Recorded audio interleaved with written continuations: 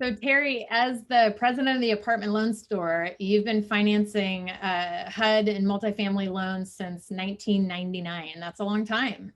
And you talk about these things being the best quality apartment building loans in the United States. Why? Why is this? Well, it's just so amazing. I can't believe it, but I actually locked a rate on a 90-unit property about a week ago in Beaumont, Texas, and they got a 35-year fixed rate, $13 million loan, cash out, lots of cash out, at 2.96%. How good is that? That's That's probably the best feature. too good. Yeah. But the thing about it is that if you're going to hold this property for a long time, this is going to be the last loan you're going to need to get. And it's going to be really a great loan for you. So it's going to be non-recourse. It's probably not going to, it's not going to mature in 10 years like most commercial mortgages do. So Okay, that's so we're probably the gonna main keep it benefit. real. Talk about the goods and the bads. We're keeping it real today. Yes, we'll go into that for sure. All right, perfect.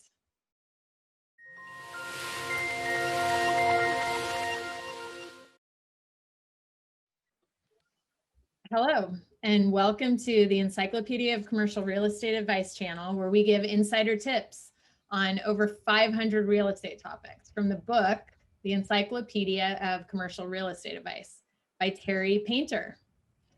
So Terry, can you tell us who makes these HUD multifamily loans and what are they used for?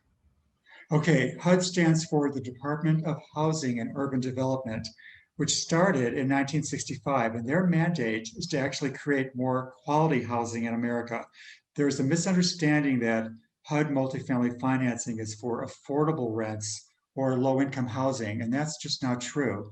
HUD loves that, but they also love just adding more quality housing with market rents. We've done properties that have had rents per unit of over 3,000 per month with HUD loans. So it doesn't have to be affordable. Yeah, I think that is, I mean, when I think of HUD, that's exactly where my mind goes. So that's really helpful to sort of understand that better. So Yeah. but you did mention extremely low long-term fixed rates, right? So what are some of the other pros of HUD apartment building loans? I have to say it's pretty much like, okay, I'm kind of getting into a negative here, but it's pretty much like doing 3 or 4 regular commercial loans for our company, apartment loan store.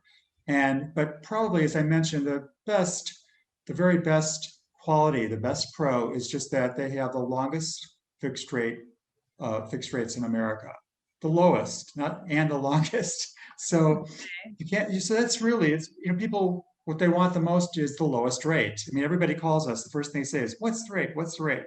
Well, this is the lowest rate for sure. Okay. So what are the cons though? Okay. Well, before I go into those, Korea, I know you want to know the cons. Yeah. That's really good because you're smart. Most people, when they think about a loan, they just get kind of excited about, does this fit their criteria for good? But what I'd like to do is go through if I start with the cons on this product, they're probably going to get off this video pretty fast. Okay. Now, keep in mind that the reason we do quite a few of these loans is because for somebody who wants to keep the property long term, let's just say it's for your retirement, the pros far outweigh the cons. But anyway, what I'm going to do is I'm going to go through the cons. I'm sorry, the pros. Okay, the very first pro I mentioned is long-term fixed rates. Like where a bank is going to fix a rate for maybe, at the most 10 years, and the longer they fix a rate for, the higher the rate's going to be. HUD just gives you the very best rate for fixing it for a long time. So that's a bargain. Okay, the next thing is that it has the highest loan to value of any commercial loan. Now we're talking about 85% on a without cash out on a refinance or purchase, and 80% if you're going to get cash out. But you could get cash out for any reason. So anyway, Wow. Okay, then we have the longest amortization, which is if it's a 35-year fixed mortgage, you're going to get a 35-year amortization as long as the property is in pretty good shape.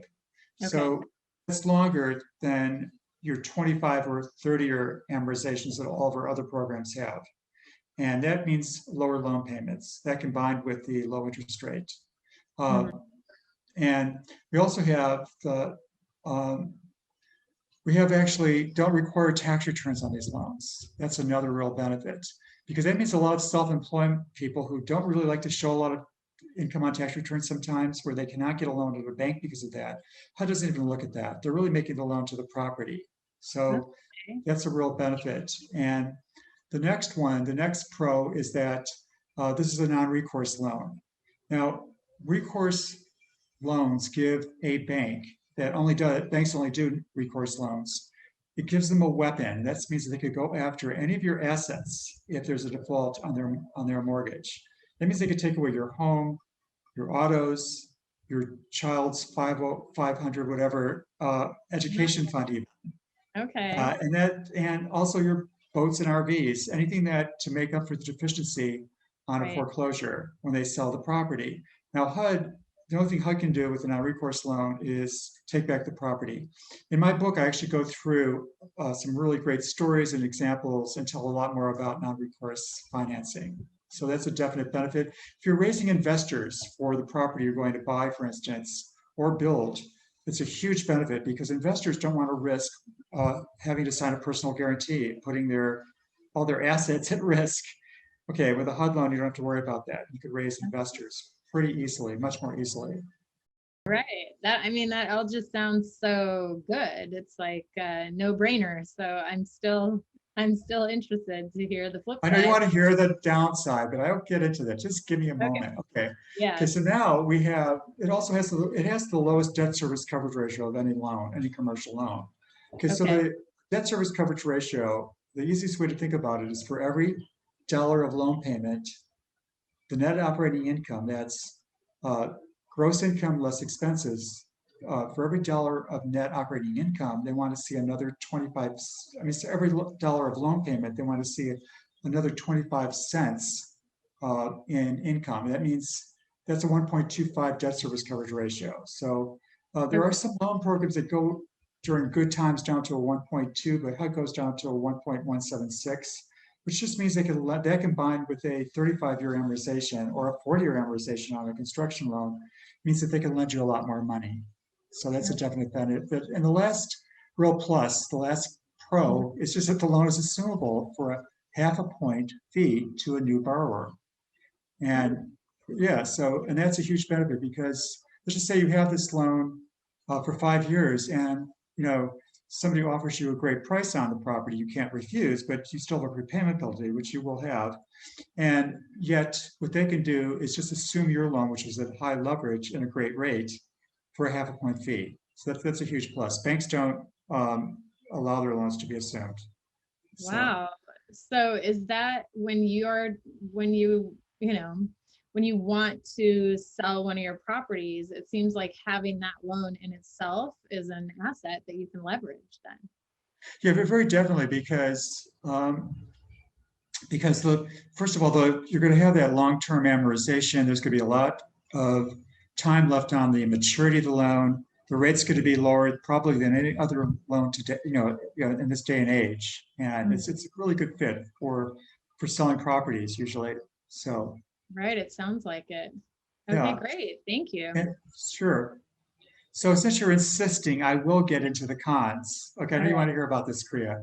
Yeah. Okay, so probably the number one con is that it's really only worked, HUD multifamily loans really only work for larger loans. Okay, we're talking about 2.5 million to 3 million and up for an acquisition or refinance, and probably 7 million or above for new construction or major rehab.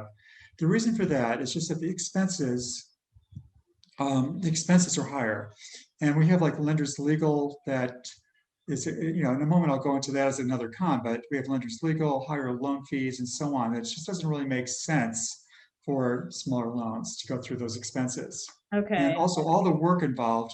A lender does not want to get involved. They're going to earn like maybe 1% fee on this loan.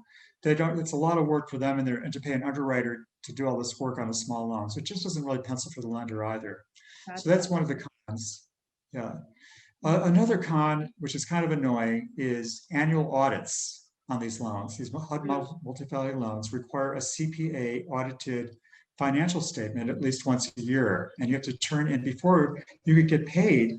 you could pay yourself on, you can only pay yourself like twice a year. Now, why? It's really because HUD is making the loan to the property, not to financially strong borrowers. Okay. So they want to make sure that the property, that you're not just taking money out of the property every couple of months to take a vacation or buy a new car or do Mhm. what you want to do with it. It's not, it's basically, listen, the profit belongs to you, but they want to make sure that all the bills are paid on the property first. So this is a negative because it shows you that you are in bed with the government, so to speak. Right. But once again, okay, so it's just like, so that sounds really terrible, but really, if you have other sources of income, I assure you, it's not going to be a problem. You Mhm. know, and and so and also it's a good way to make sure your property manager isn't ripping you off if your CPA is checking all their numbers. So that's not a bad Right. idea. Yeah, Right. It's a bit of a safeguard. So, right. okay, I know you have more to lay out, but what's coming up for me right now is that it sounds like these HUD loans are for somebody who's already has kind of an established portfolio. I mean, it's not your necessarily your first go-to. Is that right? Yeah. Well, here's the thing: is that in order to get a HUD loan today, it wasn't that way when I first started doing them over 20 years ago. Mhm. But it is. But today, they really want you to have multifamily ownership experience, and if you don't Right. have that, that's another one. If you don't have multifamily ownership experience, HUD is going to want you to bring in a partner that does have that. So Okay. not to say that this still can't be your project, but you're going to have to bring in experience. Mhm. Um, and Me, I know, I'm as a noob, right? I'm just getting started here. This is something that I can have my eye on and continue to learn about and plan for, but maybe a little further down the road when I have some experience under my belt or I right. build out my team. Yeah, actually, if you want to get your foot in the door, just by yourself, going from owning single family rentals or fix and flip rental properties to, a multifamily property or a small strip mall or something, you could do that at a local bank easier, you know. Okay. So yeah, All okay. right. But this loan, but it's gonna give you a 3, 5 year, or 7 year fixed rate mortgage. It's not gonna be this quality. Right. So anyways, okay, so I've also mentioned that the next con is higher closing costs. And Mm, what we have is you could expect, 15, 20, 25,000 in lender legal. HUD, HUD, we're going to charge you a 1% fee at least. And HUD's going to charge you a 0.30%, 0.3% for approving the loan. They're going to charge you another 0.4% for examining the property, going out and seeing the property. There's also just higher expenses for the appraisal, for the environmental report. So the closing costs are higher, but these can all be financed in with the loan. So it's not, and because of the low rate, it doesn't raise your loan payments to have these higher closing costs. But for some people, they don't like that. So this is a con. Um, Also, for refinances and acquisitions, uh, let me just say, there's probably in my mind, the biggest con, the negative of HUD multifamily financing is just that it takes a long time to close. okay. Why? Because it's the best quality program in America. Like right now, we're in the coronavirus recession. Banks are lending less. They've made loans more stringent. HUD hasn't done that, but it's the government. They don't hire enough employees. Now, what I want to stress here is that HUD does not make these loans. They guarantee them and they approve them. But actually, there's 127 lenders roughly in America, and they make these loans. So, okay, Okay. yeah. So, but getting back to the time that it takes, right now for an acquisition or a refinance uh, loan, it's going to take probably 8 months. They could have been done in 6 months, but right now it's more like 8 months. For new construction, we're looking at least a year. So, however, like right now, I'm talking to some developers who uh, in South Carolina, and because they want to own more of the property, I could lend them 85% of cost on a new construction loan. Where they could right now they're getting quotes at the maximum of bank 65% and private money 70%. So I could lend them a lot more, which means because they're raising investors, that if they wait this year, they'll end up owning a lot more of the property. So Okay. for them, it makes sense. It doesn't make sense for everybody this time frame.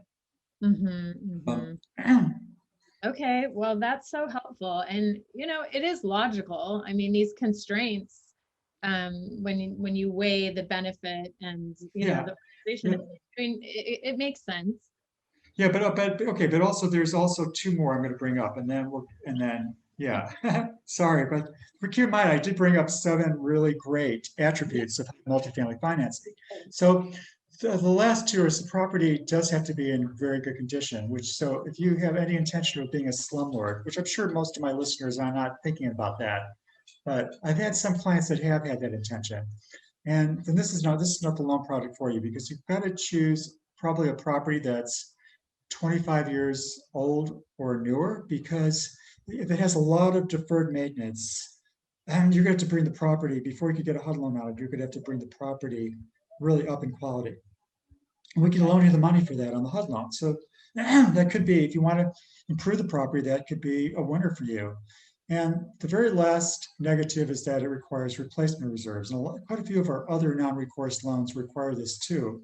The replacement reserves is a kind of like a rainy day fund that the lender keeps this money. So every month you're going to be putting away maybe anywhere from $400, $500 a month per unit, maybe more, based upon the age and quality of the property, into this fund. And when a hot water heater breaks, or you need roofing, or the parking lot needs to be resurfaced, you draw money out of this fund. Those are replacement reserves. Well, banks don't require those. And Right. so a lot of people don't like having to put out more cash every month towards a repair fund. But if you think about it, once again, HUD is making the loan to the property.